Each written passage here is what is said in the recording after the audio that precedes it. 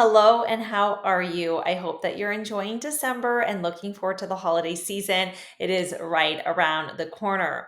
Now, looking at the November statistics, we can see we're sitting at just over about 60,000 sales as a whole for the entire 2025, which is down compared to 2024, where we had about 70,000 sales take place. Now, we do still have December to look at the stats and to bring that number up, but I don't think we are going to have 10,000 sales this month. That is just my gut feeling, but we'll wait and see.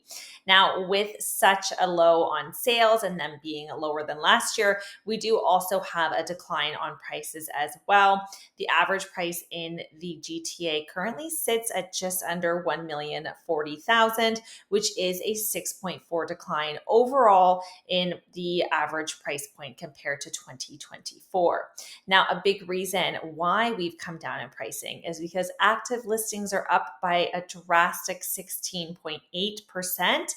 We have almost 25,000 active listings on the market today. And of course, when you have so much supply and about the same amount of demand, you're going to see a downward pressure on prices.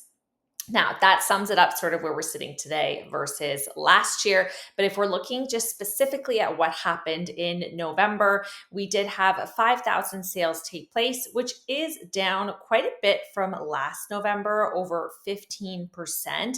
But the reason being is you have to remember last November, we just had Trump being elected and coming into office. And then, of course, we had all the discussion about tariffs. So that is where a lot of the economic uncertainty sort of started.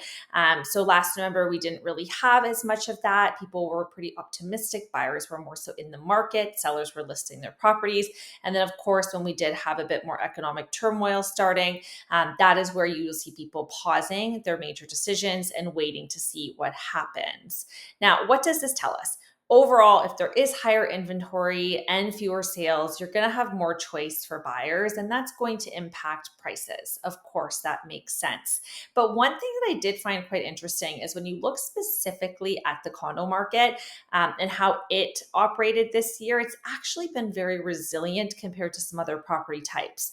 So this year, pretty staggering number, condo sales did drop 20% year over year. So if you are a seller of a condo, kudos to you because it was 20% harder this year. And average condo prices only though dipped by just about under 4%, 3.8%. So it's really looking great because, with 20% less sales, you would almost anticipate that condo prices have come down further. But on an average basis, we're just sitting under 4%. Not to say some people didn't sell for, much less than last year or higher than last year. It really varies, but that's just an average number as a whole.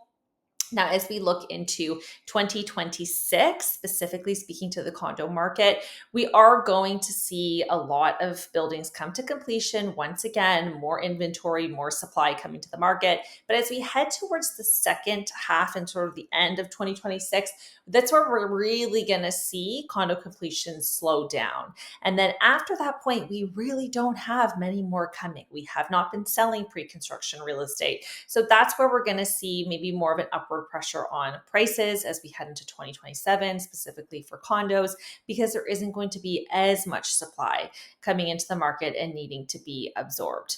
Now, of course, we also had the Bank of Canada, and they decided to meet again today and to leave rates as is. And while a lot of people anticipated that they might drop rates just based on the economic outlook, I actually think this might be a positive because it gives some sense of certainty.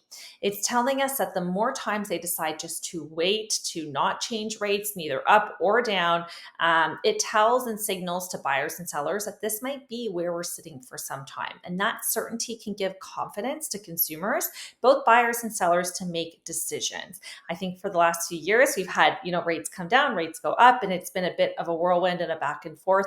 And that turmoil can give people a reason for pause. So this is actually being seen as a positive thing as we head into the year. Now, we're still waiting for those December numbers, but all in all, this gives us a really good snapshot of what has happened this year. Now, as we head into the holiday season and into 2026, if you are thinking about making a real estate decision, it really never is too early to start this discussion and to get planning and sort of have a timeline in place. So feel free to reach out if you have questions, concerns, if you would like to talk about your future in real estate. I'm here and more than happy to help you. Have a great rest of December and look forward to speaking with you very soon.